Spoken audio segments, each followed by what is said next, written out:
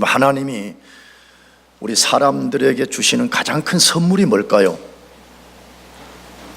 그건 우리가 여러 가지로 말할 수 있겠지만 구원이라고 생각합니다.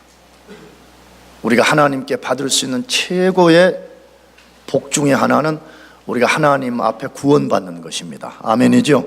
구원받는 것보다 더 큰 축복은 없어요. 구원받는 것보다 더 위대한 일은 세상에 존재하지 않습니다. 그러면 하나님이 어떻게 한 사람을 구원하실까요? 몇 주 전에도 반복해서 말씀드렸지만 구원은 철저하게 하나님의 주권 안에만 있는 것입니다. 인간이 구원받고 싶다고 받아지는 거 아닙니다. 인간의 노력으로 받아지는 거 아닙니다. 구원은 전적으로 하나님의 주권적 섭리 아래 있습니다. 그러면 하나님이 어떻게 한 사람을 구원해 가시느냐 하는 것이에요. 그것은 하나님의 섭리로 됩니다. 하나님의 뭘로 된다고요? 섭리. 섭리라는 말 내가 되게 많이 하고 난 또 그걸 되게 좀 좋아하는 목사인데, 이 섭리는 영어로 프로비던스라고 그러잖아요. 근데 프로비던스의 신학적 뜻은 뭐냐 그러면 하나님이 자신의 어떤 뜻을 먼저 정해요. 그리고 그 뜻을 성취하기 위해서 그의 주권을 가지고 모든 만물을 움직이는 것을 섭리라 그렇게 말씀해요. 그래서 한 사람을 구원할 때 하나님은 자신의 섭리를 통해서 구원하신다는 것입니다. 그런데 그 섭리를 통해서 구원하는 내용을 오늘 본문이 아주 잘 보여주고 있습니다. 어떻게 하나님이 한 사람을 구원에 이르게 하시는가를 잘 보여주는데, 이 말씀의 내용은 아람의 군대 장관 나아만이 문둥병이 걸린 이야기예요. 이 아람은 여러분이 이해하는 이 세계사를 보면 시리아죠. 시리아. 이 시리아에 나아만이라고 하는 군대 장관이 문둥병이 걸려가지고 그 문둥병을 어떻게 고치게 되었고, 그 다음에 그가 어떻게 하나님을 알게 되었는가, 이 스토리를 소개한 것이죠. 이걸 통해 가지고 한 사람이 어떻게 구원받게 되냐는 거예요. 하나님이 한 사람에게 어떻게 믿음을 심고 그 믿음을 가지고 구원 얻게 만들어 주느냐, 이걸 보여주는 것이에요. 근데 이것을 조금 더 확대해서 우리가 적용하면 한 인생이 만나는 인생의 난제를 어떻게 해결할 수 있냐는 거예요. 우리 살다가 보면 문둥병은 아니지만 문둥병과 같은 인생의 난제들을 만나잖아요. 그걸 어떻게 우리가 극복해 낼 수 있냐 하는 것을 알려주는 말씀입니다. 그렇다면 하나님이 어떻게 한 사람에게 믿음을 심고 어떻게 구원하시죠? 제일 첫 번째로는 하나님은 인생의 시련을 통해서 믿음을 심고 구원한다고 말씀해요. 하나님은 한 사람을 구원하기 위해서 그 사람 안에 인생에 뭘 보내신다고요? 시련을 보내시고 그 시련을 통해서 믿음을 심고 그 믿음 가지고 믿고 구원 얻게 만든다는 거예요. 이걸 좀 다른 말로 하게 되면 하나님이 인간을 구원하는 시작의 방식 중에 하나는 뭐냐 하면 때로 인간들이 예기치 않은 상황을 만나도록 허용하신다는 거예요. 전혀 자기가 상상치 못했던 사건 앞에 직면하게 됨을 통해 가지고 하나님을 알게 되는 첫 발을 내딛게 만든다는 것이에요. 오늘 1절 본문에 읽은 것처럼 아람 왕의 군대 장관 나아만이라는 사람이 소개되고 있습니다. 그 나아만은 어떤 사람이라고 소개되고 있어요? 다시 한번 1절을 읽어볼까요? 아람 왕의 군대 장관 나아만은 그 주인 앞에서 크고 존귀한 자니 이는 여호와께서 전에 저로 아람을 구원하게 하셨습니다. 저는 큰 용사나 문둥병자더라. 대단한 사람이죠. 이 1절에 나아만을 소개하는 이야기를 보게 되면 나아만이 어떤 사람인가를 알 수가 있는데, 그는 이 나라의 군대 장관이었더라 그렇게 돼 있죠. 지금도 그렇지만 고대 당시에 군대 장관이라는 것은 막강한 권세를 가진 사람이죠. 왕의 신임을 절대적으로 얻어야만이 될 수 있는 사람이었잖아요. 그래서 왕 앞에 존귀한 사람이었더라 그렇게 돼 있어요. 왜 그가 그러한 사람이 되었죠? 아람이 위기에 처했을 때에 나아만이 아람 나라를 구했기 때문이라 그렇게 되어 있습니다. 나아만은 아람의 2인자지만 실제는 왕보다 더 큰 힘을 가진 자였을 거라고 추정이 됩니다. 왕과 백성에게 칭송받는 장군이었습니다. 그는 모든 명예와 지위와 권력을 손에 넣은 사람이었습니다. 군대 장관으로서 빛나는 갑옷을 입고 수많은 부하들의 호의를 받으며 출입하는 자였습니다. 세상의 모든 것을 손에 넣은 자였습니다. 그러나 그 갑옷 밖으로 드러낼 수 없는 것이 있었다라고 되어 있습니다. 겉모습은 매우 화려하고 세상의 존귀를 한 몸에 받는 사람이었지만 갑옷 밖으로 드러낼 수 없는 어떤 것이 있었더라 그렇게 되어 있습니다. 그것이 뭐라고 성경은 소개했죠?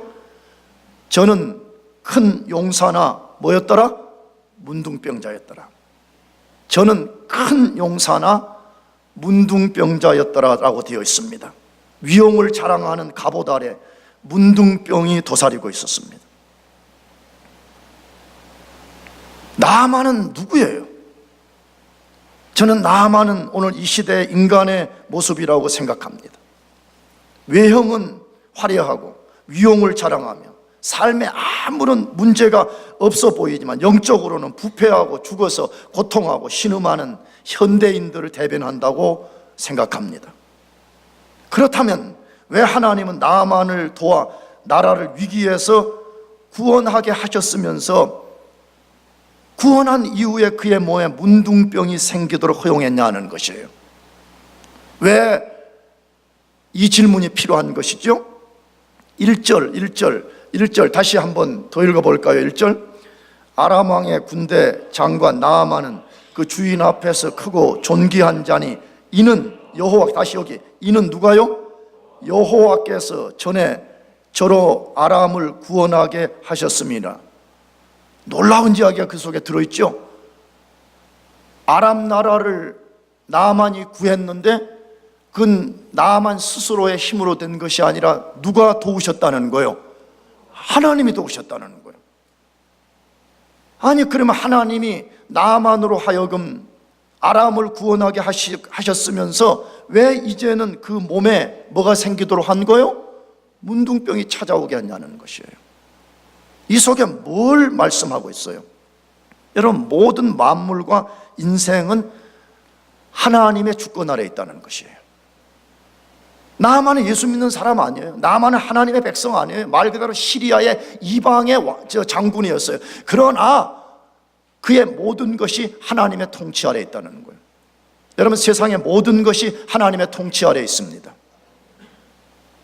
물론 나아만은 하나님께 순종으로서 반응하는 통치를 받은 것은 아니었죠. 그러나 하나님의 큰 통치 속에 있었더라고 말하는 거예요. 지금도 마찬가지예요. 여기 예수 안 믿는 사람들, 교회 밖의 사람들, 그리스도 밖에 있는 모든 사람들이 자기 스스로의 힘으로 살아가는 것 같지만 큰 틀 안에서는 하나님의 통치 아래 있다는 것입니다.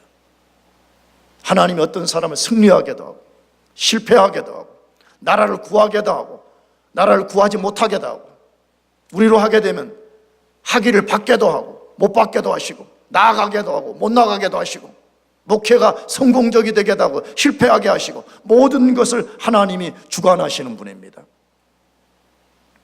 그래서 예수님도 친히 말씀하셨잖아요. 이 모든 만물 누가 다스리냐는 거예요.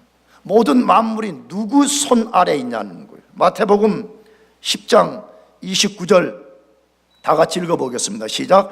참새 2마리가 한 아사리온에 팔리는 것이 아니냐.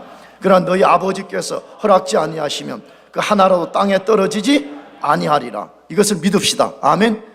여러분, 모든 만물, 심지어 참새 2마리가 한 아사리온에 팔리는 것이 아니냐. 그러나 너희 아버지께서 허락지 아니하시면 그 하나라도 땅에 떨어질 수 없다고 말했어요. 언젠가도 내가 이 말씀 드렸는데 이 평행 본문인 누가복음 읽어보게 되면 여기는 참새 2마리가 한 아사리온에 팔리는 거 돼 있어요. 근데 그 성경은 뭘로 돼 있냐? 두 아사련에 참새 5마리가 팔리는 거 돼 있어요. 뭐 말하려는 거죠? 참새가 얼마나 값어치 없는 것인지 사람들이 사러 와가지고 여보시오 그 덤으로 하나 더 주시오. 그러면 애따 기분이다 한 마리 더 가져가라. 이렇게 가치 없는 거라는 거예요.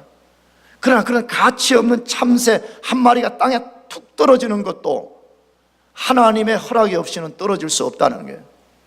모든 것이 하나님의 주권 아래에 있다는 거 믿습니까? 모든 것이 주권 아래에 있어요. 이게 신앙생활의 본질은 나는 이거라고 보는 거예요.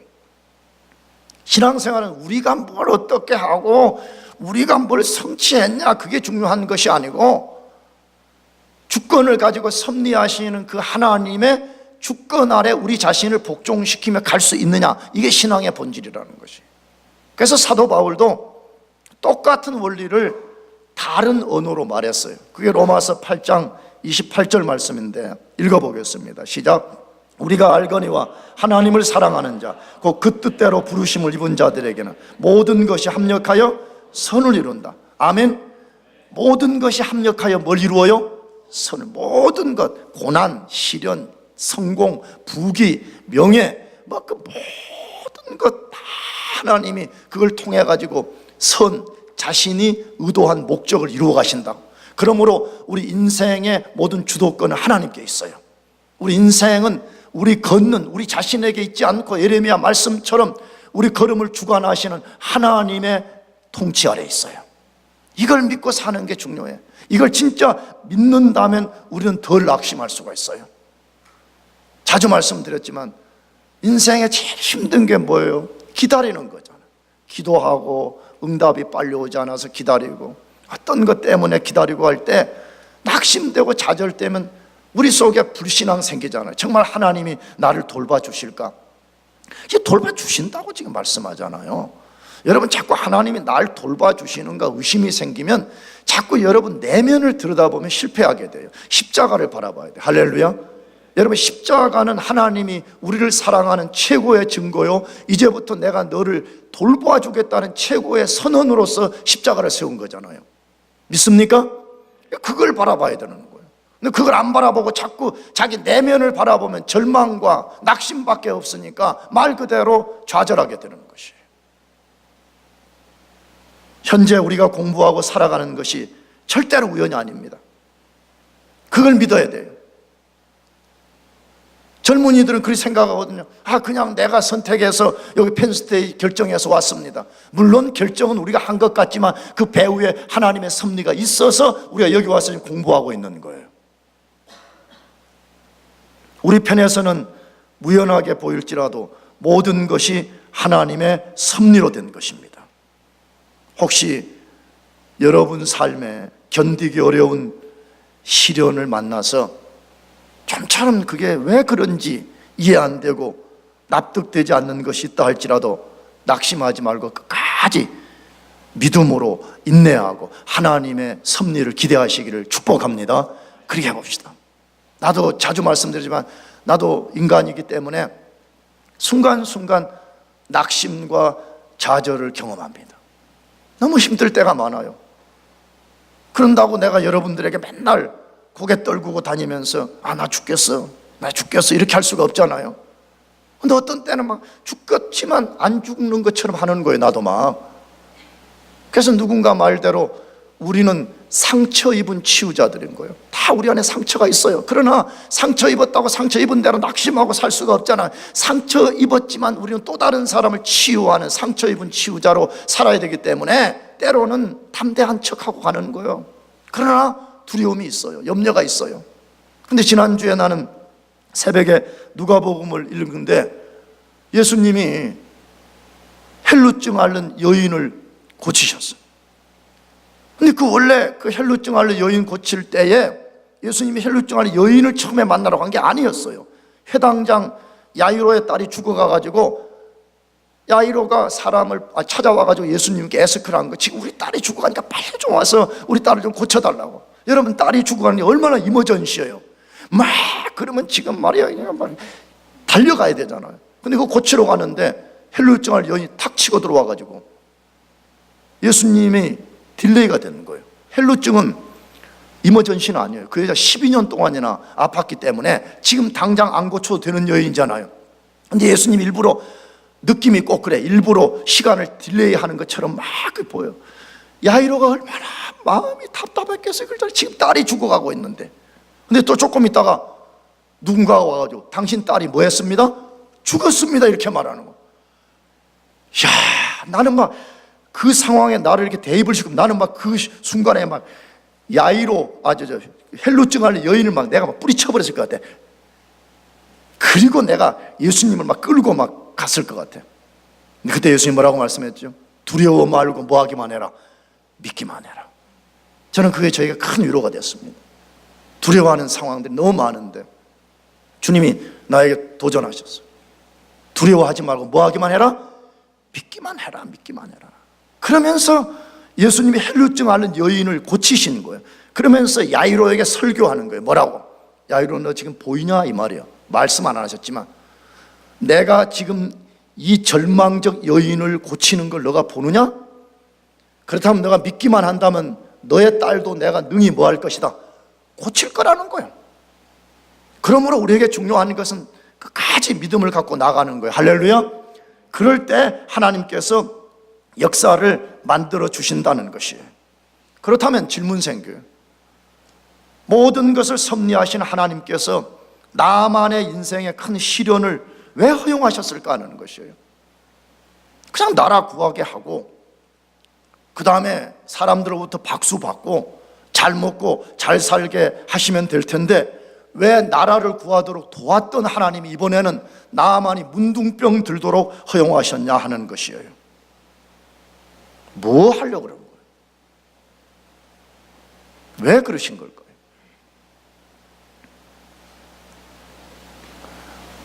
시련을 통해 가지고 인생의 가장 소중한 것이 무엇인지를 보게 만들려는 것 때문에 그런 것입니다. 너 인생에 가장 소중한 것이 무엇인가? 이것을 알게 만들기 위해서 나아만에게 그것을 허용한 것입니다. 잘 생각해 보세요. 나아만이 성공하고 번영할 때는 인생의 가장 소중한 것을 보지 못했습니다. 인생의 본질된 것이 무엇인지 알지 못했습니다. 나아만은 자신이 입고 있는 빛나는 갑옷 같은 것이 인생이라고 착각하는 거예요. 나라 구하고 사람들로부터 칭송받고 왕으로부터 많은 부귀 영화 얻어서 그건 누리고 빛나는 갑옷, 빛나는 갑옷. 요즘도 한국 군대나 미국 군대나 뭐 전투에 공은 세우면 여기 무슨 휘장 주잖아요. 뭐 그 당시도 나는 모르겠지만 아마 갑옷에 뭐 아니면 투구에다가 왕이 뭐 하나 딱 또 붙여줬는지 모르죠. 막 번쩍번쩍 막 빛나면서 그게 인생인 것이라고 착각하고 산 것입니다. 모든 인간은 시련이 아니면 깨닫지 못하는 갑옷과 같은 단단한 옛 자아로 무장이 되어 있습니다. 이것을 인간의 힘으로는 깨뜨릴 수가 없습니다. 믿습니까? 그래서 복음이 필요한 거잖아요. 만일에 인간 스스로가 나만과 같은 이 강한 갑옷 같은 자아를 스스로 깨뜨릴 수 있다면 뭐하러 하나님이 예수님을 이 세상에 보내셨으며 뭐하러 우리에게 복음을 주신 것이에요. 여러분, 복음은 종교가 아니에요. 복음은 도덕주의가 아니에요. 복음은 도덕과 종교로 인간의 모든 것을 다 동원해도 할 수 없기 때문에 하나님이 그 아들을 보내신 거예요. 믿습니까? 이게 복음인 거예요. 인간들은 죄로 인해서 타락한 옛 자아를 갑옷 같은 단단한 이것으로 딱 숨기고 있는 거예요. 잘 먹고 잘 살고 부귀영화를 누리면 그것이 인생인 것인 줄 알고 착각하고 사는 것이에요. 그래서 하나님은 문둥병이라는 시련을 통해서 나만이 자기 존재를 인식하도록 만든 것이에요. 자기 자신은 갑옷 아래 숨겨진 유한하고 연약한 흙덩이에 불과한 존재라는 것을 깨닫게 만드는 것이에요. 그래서 때로 우리가 시련이 본능적으로 힘든 거지만 이것이 굉장히 필요하다고 성경이 말씀해. 이것이 없는 사람은 자아가 잘 안 깨어진다는 것이에요. 이것이 없는 사람들은 거짓 인간을 갑옷이라는 빛나는 영광으로 딱 가려가지고 그 빛나는 영광이 자기라고 착각하고 사는 것이에요. 그래서 하나님이 우리가 원치 않는 시련, 우리가 상상 기대하지 않는 상황을 만나게 하시는 것이에요. 자주 인용했지만 20세기 예언자라고 불려지는 C.S. 루이스는 시련에 대해서 이렇게 말했어요. 시련은 하나님의 확성기다. 하나님은 평소에 잔잔히 말씀하시지만 시련을 통해 메가폰으로 말씀하신다. 나는 이것이 성경을 옮겨놓은 말씀이라고 저는 믿어요. 사실이잖아요. 하나님 항상 때때로는 우리에게 잔잔하게 말씀해요. 그러나 우리 인생에 거짓된 자아를 깨뜨릴 필요가 있다고 판단되실 때는 시련이라는 큰 메가폰을 통해 가지고 크게 말씀한다는 거예요. 너 외적인 빛나는 갑옷 아래 숨겨져 있는 문둥병과 같은 것을 직시하고 너 인생이 어떠한 존재인가를 똑바로 보라는 것이에요. 그러므로 시련은 하나님의 렌즈예요. 하나님의 렌즈를 갖고 우리 자신을 보라는 것이. 평상시 때는 우리 렌즈를 갖고 우리를 보았던 것을 내려놓고 하나님의 렌즈를 갖고 너 자신을 보라는 것이에요. 그러므로 시련은 믿음을 심을 수 있는 노마크 찬스예요. 왜 하나님이 나아만에게 인생의 큰 시련을 허용하셨을까요? 연약한 인간이 하나님만 의지하도록 만들기 위해서 그런 것입니다. 하나님만 의지하라는 거예요. 누구만 의지하라고요? 하나님만 의지하라. 첫 번째가 너 인생이 누구인가를 똑바로 보라고 말씀한 다음에 너가 똑바로 봤느냐? 그렇다면 하나님만 바라보라는 것이. 나만을 잘 보시기 바라요. 그가 갑옷 밑에 숨겨진 문둥병이 아니었다면 다른 사람의 말을 듣거나 다른 사람의 도움을 얻기 위해 길을 떠나지 않았을 것입니다. 그는 아람의 군대 장관이에요. 존귀와 영광을 한 몸에 받는 사람이에요. 누가 그에게 말할 수 있겠어요? 시련을 만나지 않았다면 누가 그를 가르칠 수 있으며 누가 그에게 디렉션을 줄 수가 있겠어요? 아무 말도 안 들었을 거예요. 모든 인간은 시련을 만나지 않으면 철저하게 자신만을 의지하고 자랑하며 살아가게 됩니다. 시련을 만날 때 인생이 자기 마음대로 안 된다는 것을 알게 될 때 비로소 자기 밖으로 눈을 돌리게 되는 것이에요. 시련을 만날 때만이 비로소 자기가 자기의 주인 노릇하던 삶을 중단하고 자기 밖에 다른 존재를 의지하고 도움을 구하게 되는 것입니다. 그래서 하나님께서 시련을 보내서 자기 안에 갇힌 인생을 자기 밖으로 나오게 만드는 방법인 것이에요. 여러분, 그게 복음이에요. 할렐루야. 세상 종교와 도덕은 자기 자신이 할 수 있다는 거예요. 너 힘으로 해보라는 거예요. 여러분, 그것이 세상 종교고 도덕주의예요. 복음은 아니라고 말해. 우리는 죄로 인해서 타락하고 무기력해서 우리 스스로 우리 자아에서 벗어날 수가 없기 때문에 너 눈을 너 밖에 있는 십자가에 달린 그리스도를 바라보고 그리스도가 보낸 성령을 의지할 때만이 된다고 우리에게 말씀하는 것이에요. 여러분, 대부분 사람들이 예수님을 영접하거나 아니면 예수님을 더 깊이 사랑하게 되는 경우가 언제예요? 번영, 명성을 얻을 때? 아닙니다. 인생의 시련을 만날 때입니다. 인생이 자기 마음대로 풀어지지 않을 그때에 예수를 믿게 되기도 하고요, 예수 믿었던 사람들이 더 예수님을 의지하게 돼요. 할렐루야. 그러므로 삶의 시련의 풍랑이 오는 것은 절대로 저주가 아니에요. 힘은 들지요. 다 힘들고 어렵죠. 그러나 하나님 우리에게 놀라운 섭리를 가지고 우리가 다 알지 못하는 놀라운 일을 만드시려고 하는 하나님의 역사라는 것을 믿어야 돼요. 두 번째로, 하나님이 어떻게 한 사람에게 믿음을 심고 구원에 이르게 하냐는 것이에요. 그래서 하나님은 사람의 전도를 통해서 믿음을 심고 구원하십니다. 사람의 뭘 통해서 한다고요? 전도를 통해서요. 사람의 전도를 통해서, 아니면 전도라는 말이 너무 크고 복잡하게 얘기하지만 초청이라는 말이에요. 사람을 뭐 하라고요? 초청하라고 말해. 여러분 자꾸 이런 이야기 하지 말아요. 그게 무슨 도움이 되냐, 자꾸 그런 거 하지 말고, 용어가 어떠면 어때, 그렇잖아. 초청하다가 보면 복음도 전하게 되는 것이고, 멱살 잡고 끌고 오다가 보면 내가 왜 너 멱살을 잡았는지 이유를 말하다가 보면 예수 십자가를 말해야 되잖아. 할렐루야. 왜 아멘이 없어? 멱살 잡는다는 기분이 안 좋아? 모든 방법을 다 동원하는 거잖아요. 한번 상상해 보세요. 나아만이 문둥병이 걸렸어요. 여러분 지금도 그렇지만 고대에 문둥병이 걸린다는 것은 천형을 받은 거라고 생각한 거잖아요. 그리고 그것은 불치병이잖아요. 자기가 처음에 못 드러냈을 것 같아. 어느 날 문둥병이 발생했어요. 출근해요. 갑옷을 딱 입고 나가요. 겉모습은 매우 대단해요. 말 못할 고민이 있어요. 문둥병이 발병해서 갑옷 밑에 숨겨져 있어요. 여러분 그걸 고치기 위해서 어쩌면 할 수 있는 모든 의사, 할 수 있는 모든 약을 다 썼을 거예요. 백약이 무효했습니다. 그런데 이때 이스라엘 땅에서 잡혀온 계집아이 하나가 살 수 있는 방법을 제시해 줍니다. 그것이 어디에 나와요? 2절에서 6절까지죠.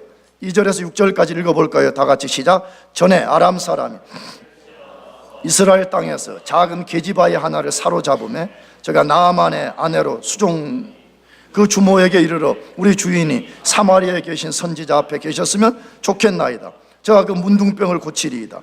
나만이 들어가서 그 주인에게 고하여 가로되 이스라엘 땅에서 온 계집아이의 말이 이러이러하더이다. 아람 왕이 가로되 갈지어다. 이제 내가 이스라엘 왕에게 글을 보내리니 나아만이 곧 떠날새 은 10달란트와 금 6,000개와 의복 10벌을 가지고 가서 이스라엘 왕에게 그 글을 전하니 일렀으되 내가 내 신하 나아만을 당신에게 보내오니 이 글이 당신에게 이르거든 당신은 그 문둥병을 고쳐주소서 하였더라. 어떻게 이 나아만이 이스라엘 땅에 있는 선지자를 찾아갔다고 소개하고 있어요. 여러분 열왕기는 선지자는 하나님의 대리자라고 소개하는 거예요. 언젠가도 설교했죠. 열왕기하를 읽어보게 되면 엘리사가 대머리였다고 그래야 돼요. 대머리. 그런데 거기 보면 우리 성경은 어린 아이들인 것처럼 번역했지만 원래 성경은 청년들이에요. 청년이라는 것은 이성과 사리 판단이 분명하게 할 수 있는 사람들이잖아요. 그런데 어느 날 엘리사가 길을 걸어가고 있는데 그 청년들이 엘리사에게 대머리라고 놀렸다는 거예요. 그때에 숲속에서 암콤들이 나와서 그 놀린 청년들을 다 찢어 죽어버렸다고 그랬어요. 여러분 그때도 말씀드린 이걸 세상 관점에서 말도 안 되는 종교예요. 그렇잖아요. 아니 무슨 선지자에게 대머리라고 한번 말했다고 암콤이 나와가지고 사람을 찢어 죽어버리는 그런 종교가 무슨 사랑의 종교예요. 근데 그걸 딱 성경에다가 하나님 말씀이라고 써놨잖아요. 여러분 왜 그러는 거예요? 그걸 이해하려면 열왕기의 내용이 뭔가, 열왕기는 왜 그리 썼는가를 이해해야 되잖아요. 뭐에 대한 이해죠? 얼마나 그 시대가 타락해버렸는지.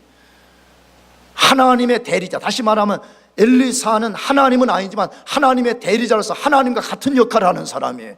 근데 얼마나 타락해버렸는지 그들이 하나님의 대리자, 하나님을 보여주는 엘리사를 갖고 장난친다는 거예요.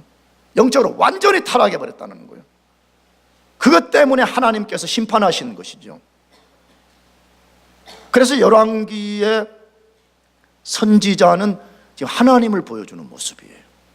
근데 나아만이 그 선지자 만나러 지금 길을 떠났더라고 그렇게 돼 있어요. 아까 말씀드렸잖아요. 나라 구하고 영광을 한 몸에 얻는 존귀한 인간이 쉽게 이방 땅에 갈 수 있는 인간이 아니잖아요. 근데 어떻게 해서 그가 아람을 떠나서 이스라엘의 선지자를 만나러 갈 수 있었다 그랬대 있어요. 성경 뭐라고 돼 있어요? 오늘 잡혀온, 전쟁통에 잡혀온 작은 계집아이가 전해준 말을 통해서 그렇게 되었더라고 돼 있어요.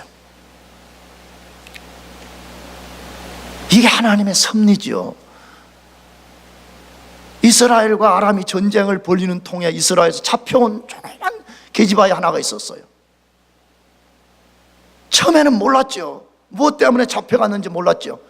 그러나 이 계집 아이가 나만에게 말해주는 거예요. 물론 직접 말했다고 되어 있지 않죠. 나만의 부인인 이 작은 계집 아이의 주인 나만의 부인이었겠죠. 말해줬다는 거예요.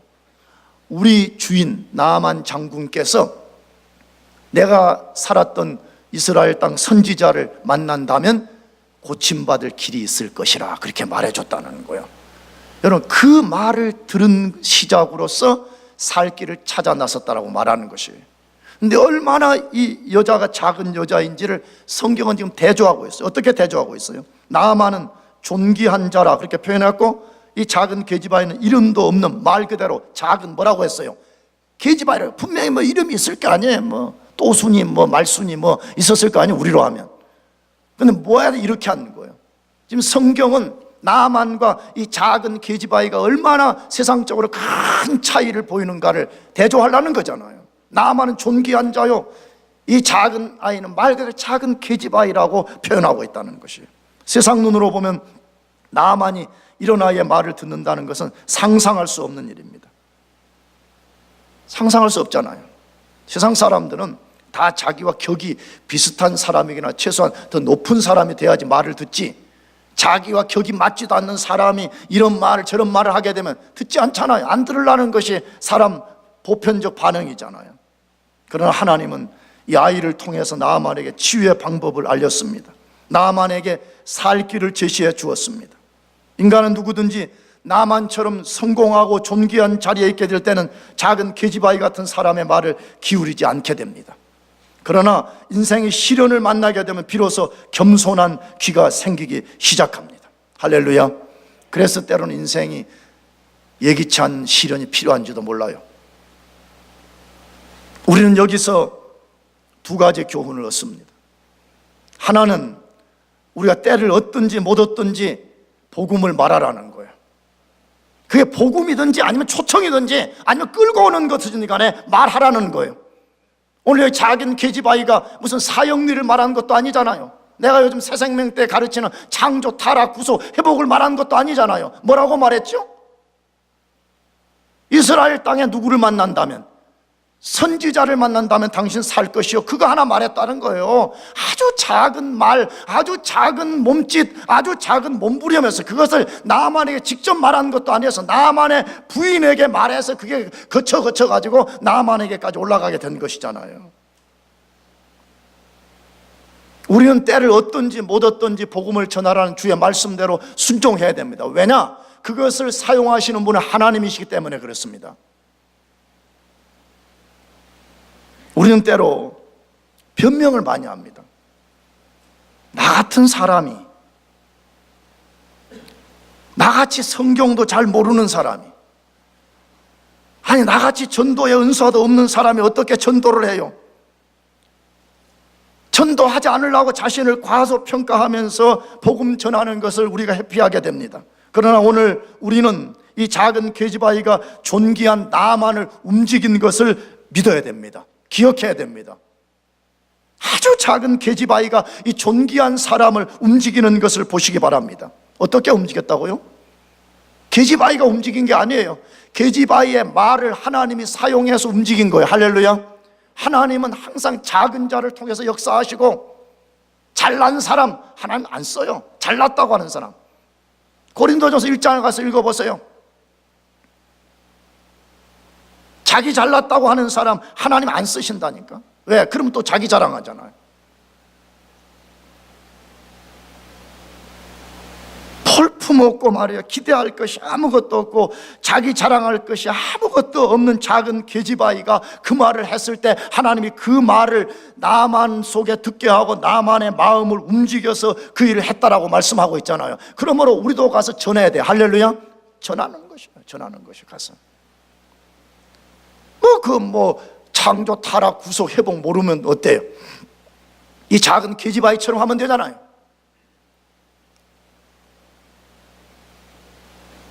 두 번째 교훈은, 누군가가 여러분에게 복음을 전할 때, 신앙을 가지라고 권면할 때에 그 소리에 귀를 기울여야 됩니다.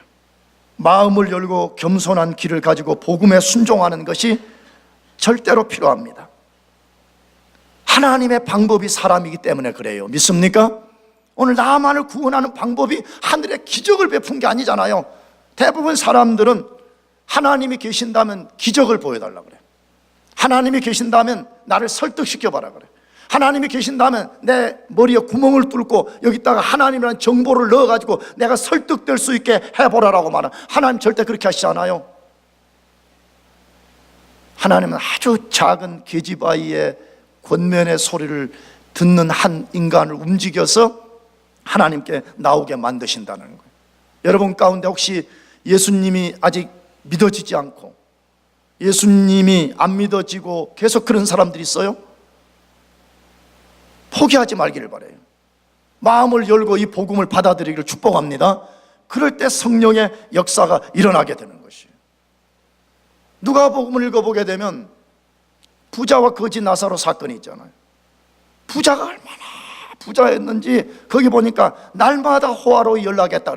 매일매일 왕적 축제를 벌리고 산 거예요. 근데 자기 집에 대문 앞에 헌대를 앓고 여기 막 부스러기가 나가지고 막 고통받고 있는 거지 나사로에게 부스러기 하나도 안 준 인간이 거기 나와요. 근데 둘 다 죽었더라 돼 있어요. 거지 나사로는 천국에 가고 호화로이 살던 부자는 지옥에 떨어졌다 그래 돼 있어요.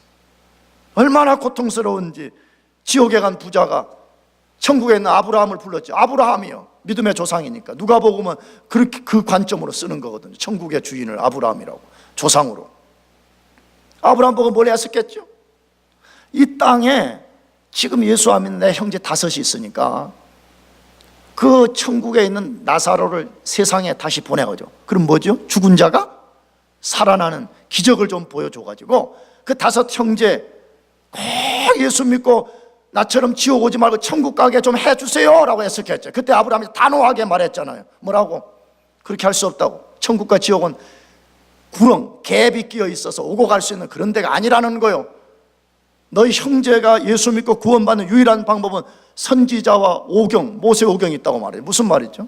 예수 믿고 구원받는 것은 하나님 말씀이라는 거예요. 할렐루야. 너가 요구하는 그런 기적의 방법이 아니라는 거예요. 복음. 왜 하나님이 예수를 십자가에 죽이셨으며 왜 예수가 십자가에 죽지 않으시면 안 되었는가? 왜 우리가 그분의 공로가 아니면 안 되는가? 너희가 그것을 잘 듣고 잘 이해하고 너 자신을 그게 서렌더 시키라는 거야. 그럴 때만이 구원이 발생하게 된다는 것이에요.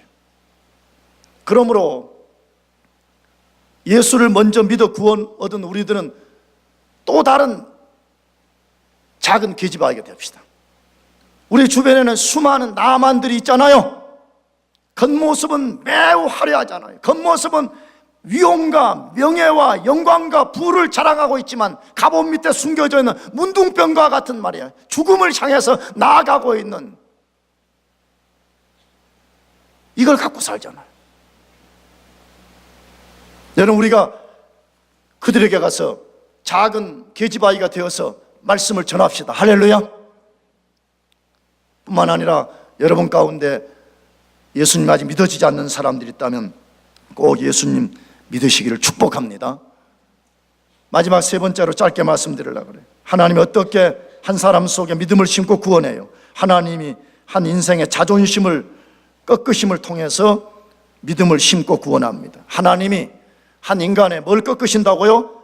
자존심, 교만을 확 꺾어서 인간을 구원하신다고 말씀하고 있어요. 나만이 보물을 가지고 이스라엘 선지자인 엘리사를 찾아갔습니다. 그가 준비한 사례금 얼마나 많이 준비했다 그래요? 은 10달란트 342kg를 가졌어요. 금 6,000개 68.4kg예요. 옷 10벌이에요.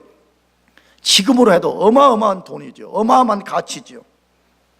그것뿐만이 아니었다고 되어 있어요. 아람 왕이 이스라엘 왕에게 직접 글을 써줬어요. 아람이 이스라엘 지배했기 때문에 이스라엘은 속국이잖아요. 글 써가지고 우리 군대 장관이 문둥병 걸렸으니까 너희 나라에서 이거 고쳐주라는 조서를 손에 들렸더라 그렇게 되어 있어요.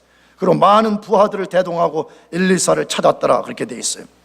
왜 그렇게 위용을 자랑하며 나갔을까요? 왜 엄청난 것을 준비해서 나간 것이에요? 이스라엘 사람들과 엘리사가 자기 신분에 합당한 예우를 갖춰달라는 것 때문에 그렇습니다. 나는 아람 나라를 구원한 군대 장관이고 난 너희 나라를 통치하는 나라의 내가 장군이라는 거예요. 그러니까 나는 거기에 합당한 대우를 해달라는 것이에요. 그런데 나아만을 향한 엘리사의 태도가 어땠습니까? 아주 싸늘합니다. 직접 나와보지도 않고 자기 종을 보내서 요단강에 가서 7번 몸을 씻으라고 말합니다. 나아만의 기대를 완전히 꺾어버렸습니다. 나아만은 처참하게 무시를 당한 것처럼 비춰졌습니다.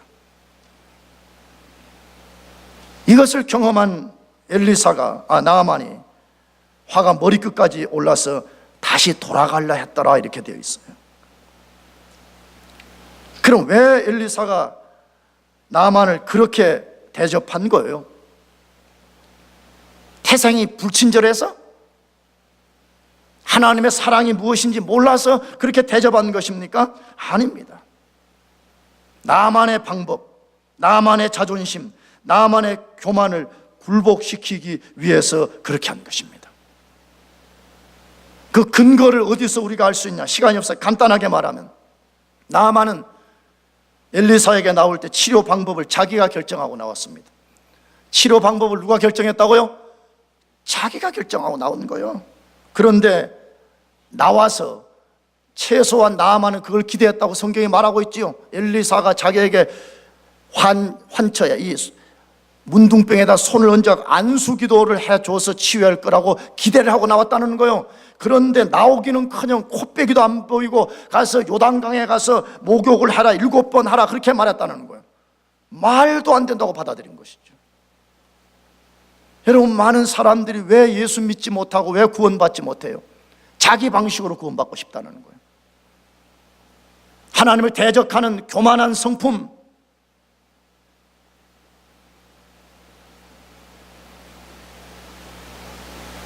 자존심, 이걸 꺾으라는데 이걸 안 꺾는 거예요. 내가 예수는 믿겠지만 내 자존심은 건드리지 말라는 거예요. 여러분, 자존심이라는 건 어디서 나오는 거예요? 타락한 인간의 죄성에서 나오는 거잖아요. 하나님을 하나님으로 인정하지 않겠다는 거예요. 최소한 내가 하나님이라는 것이에요. 그래서 엘리사가 나아만에게 그것을 꺾으라고 그것을 너가 내려놓아. 내가 치유받고 구원받기 위해서는 너가 그것을 내려놓을 때만이 시작이 일어난다고 해서 그 도전을 한 것이에요. 나아만의 또 하나의 잘못은 무엇이에요? 치료의 근원을 잘못 알고 있었다는 거예요. 치료에 뭘 잘못 알고 있어요? 근원. 엘리사가 요단강 가서 7번 씻어라 그렇게 말하니까 반발하면서 성질내면서 뭐라고 말했어요? 다메섹 강, 자기 아람 나라에 있는 다메섹 강에 아마나와 바르바 강물이 요단강 물보다 훨씬 더 깨끗하고 좋은데 차라리 그러려면 거기서 가 씻지 왜 흙탕물 같은 요단강에 가 씻으라냐, 이렇게 지금 반발했다잖아요. 나아만은 뭘 지금 착각하고 있는 거예요? 자기 문둥병 치유가 요단강 물에서 치유된다고 생각하고 있는 거잖아요. 아닙니다. 하나님입니다. 믿습니까? 엘리사는 다만 순종을 요구하는 거예요. 너 하나님께 순종할 수 있겠느냐? 너 하나님의 요구를 받아들일 수 있겠느냐? 너 자존심을 꺾고 하나님의 방식을 따르겠느냐? 이것 때문에 한 것이잖아요. 지금도 똑같은 것이에요. 왜 많은 사람이 교회 나와도 구원받지 못한 사람들이 있어요? 왜 교회 밖에 한두 번 교회 나왔다가 기독교 별것 아니네? 라고 떠나버린 사람들이 있어요. 자기가 정한 방식대로 구원해달라는 거예요. 여러분, 하나님이 우리를 구원하시기를 기뻐하십니다. 아멘이죠. 그러나 죄로부터 말미암는 타락한 옛자 자존심을 내려놓으라고 말씀해. 그럴 때 하나님이 우리 속에 믿음을 심고 우리를 구원하시고 우리 삶의 난제를 해결해 가시는 것입니다. 여러분 모두가 인생의 거짓된 교만, 악한 이 교만한 것 내려놓고 하나님 안에서의 능력과 구원을 경험하기를 축복합니다. 기도하겠습니다. 우리 같이 자리에서